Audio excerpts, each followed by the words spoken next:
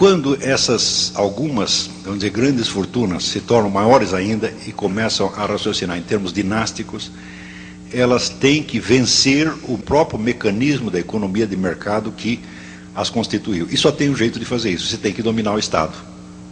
Tá certo? Então, quer dizer que o poder destas grandes organizações, é econômico até um certo ponto. Depois ele se converte num poder político militar que já independe do curso das coisas econômicas. Por quê? Porque tem os meios, vamos dizer, de dirigir, de dominar, de estrangular esse mecanismo do mercado. A essas pessoas eu chamo os metacapitalistas. Metacapitalistas é que eles começaram como capitalistas, mas já transcenderam a condição de capitalistas e se tornaram uma espécie de nova casta aristocrática. Tá certo? A estas pessoas, o capitalismo como tal, o capitalismo liberal, não interessa mais. Então, qual seria a alternativa? O comunismo? Já claro que não, porque há muitas décadas, claro que eles poderiam constituir o Estado comunista. Você constitui uma nomenclatura, você domina o Estado e você fica lá eternamente. Seria possível fazer isso. Politicamente, sim. O que não é economicamente. Porque a economia comunista, a partir do instante em que você estatiza todos os meios de produção, ela se torna completamente inviável. Isso já foi demonstrado em 1922 pelo Ludwig von Mises, quando ele diz o seguinte: ele diz, olha, o que é o comunismo? O comunismo é a economia planificada, tá certo? Para você fazer a economia planificada, você precisa fazer um negócio chamado cálculo de preço. Como é que você faz o cálculo de preço? Através do mercado. Se você abole a economia de mercado, não tem preço, portanto não tem cálculo de preço, portanto não tem economia planificada. Então, quem quer que tenha acreditado por 2 minutos em economia comunista, tá certo? Acredita no quadrado redondo. Isto aí, vocês não pensem que a elite econômica ou que a elite governante soviética não sabia disso. Sempre souberam. Tá certo? Então, economia, como quem quer que diga, nós vamos aqui implantar uma economia comunista, você não vai não. O que você vai fazer é o seguinte: você vai chamar de comunismo e você vai criar um capitalismo subterrâneo, clandestino, que representará, como representou na Rússia, mais de 50% da economia. Tá certo? E em cima você vai maquiar com um planejamento comunista, feito todinho, exatamente como foram feitas as estatísticas soviéticas, na base, vamos dizer, de dados falsificados. As estatísticas soviéticas não é que elas eram falseadas, elas eram totalmente inventadas. Não havia lugar no mundo onde o governo ignorasse tão majestosamente a realidade da economia do que na União Soviética. Tá certo? Quer dizer, aquele que parecia ser a economia mais dirigida do mundo era a economia mais anárquica do mundo. Como é que você vê isso? Vocês já repararam como no dia seguinte da queda do comunismo apareceram milionários russos? Tem do dia para a noite. Como é que pode ter tanto milionário se não tinha propriedade privada dos meios de produção? Resposta: tinha, sempre teve. Só oficialmente é que não tinha. A cúpula soviética, então, deixava que esse capitalismo subterrâneo, vamos dizer, se desenvolvesse, porque era isso que sustentava a economia. Então, isso quer dizer que a cúpula do movimento comunista no mundo já sabe disto há 70 anos. E a fórmula mais tarde adotada pela China, que é o regime chinês atual, quer dizer, nós temos uma estrutura de poder comunista em cima de uma economia mais ou menos capitalista. Esta é a grande fórmula para a neo-aristocracia. Está compreendendo? Nós temos os dois tipos de poder. Nós somos os donos dos grandes grupos econômicos e nós somos os donos do partido. É por isso que você verá esses fenômenos que tantas pessoas não conseguem entender. Por que a Fundação Rockefeller financia o Fórum Social Mundial? Se eles são capitalistas, como é que eles financiam o comunismo? Digo, isso é só para quem não entendeu a sutileza do negócio, que na verdade é bastante simples. Se você, depois de explicado, você entende como é que funciona isto. Eles podem fomentar a política socialista no mundo inteiro porque eles sabem perfeitamente que a tal da economia comunista nunca chegará a ser implantada, ela sempre ficará no meio. O socialismo meia bomba. E no socialismo meia bomba quem ganha? Eles mesmos. Está entendendo? Então, só basta você fundar assim, Partido Nacional Socialista dos Trabalhadores do Rio Grande do Sul. Né? Vai lá, pede dinheiro para a Fundação Rockefeller, eles vão te dar. Agora, se você disser, não, nós queremos aqui uma fundação de ideais conservadores, judaico-cristãos, etc. Não, esse não pode. Por quê? Porque isso aí periga representaram um problema sério para eles. A única coisa que eles temem realmente é o império das leis de mercado. Eles querem o mercado, mas o mercado deles, evidentemente. Então, é o meio mercado.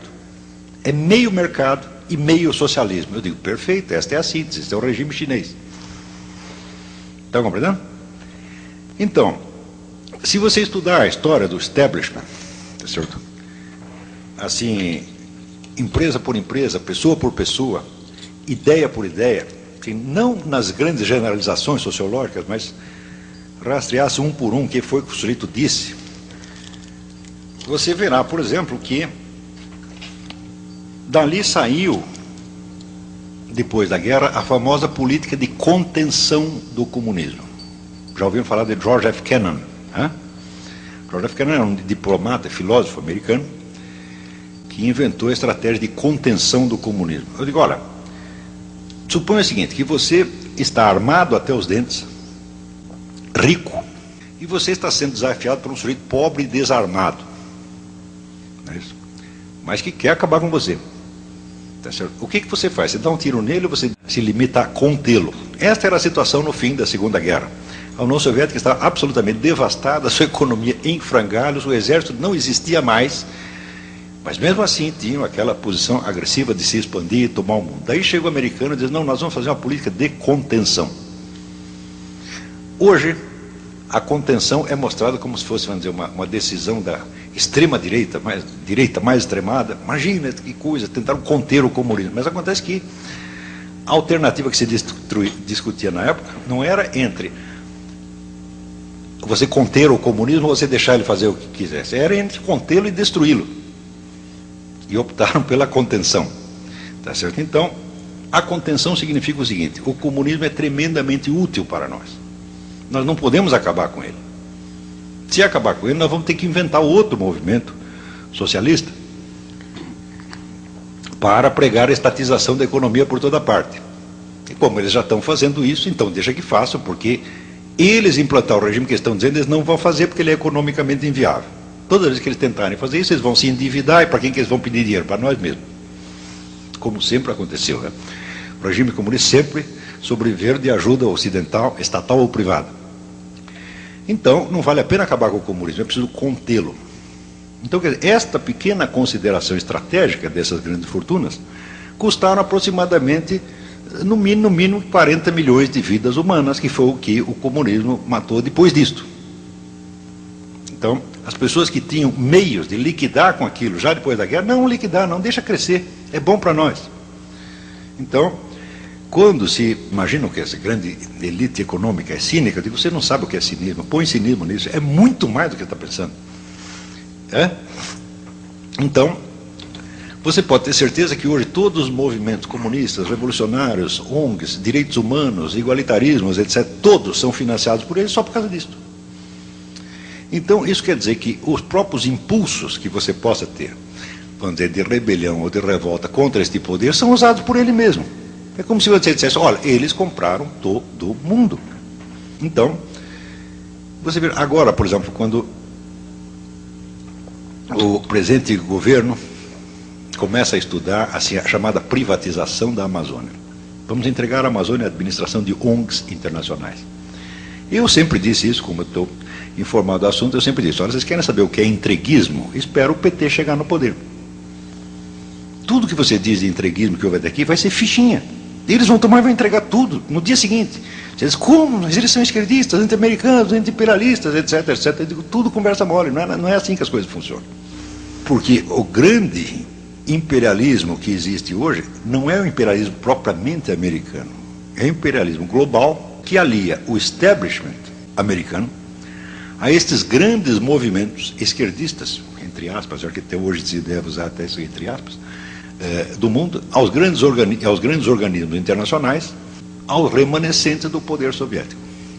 São todos parentes, todos trabalham juntos, e para você confirmar isso é só você perguntar quem paga quem financia quem. Existe um site na internet que chama Activist Cash, dinheiro dos ativistas. É só você ver lá, você vai rastreando, olha, aqui saiu o dinheiro do fulano, banco tal, para a ONG tal, que repassou para não sei quem, aí você vai entender que existe vamos dizer, é uma rede de sustentação do poder global que vai desde o establishment nova-iorquino, tá certo, até o MST. Quem pode resistir contra uma coisa dessa? Ninguém.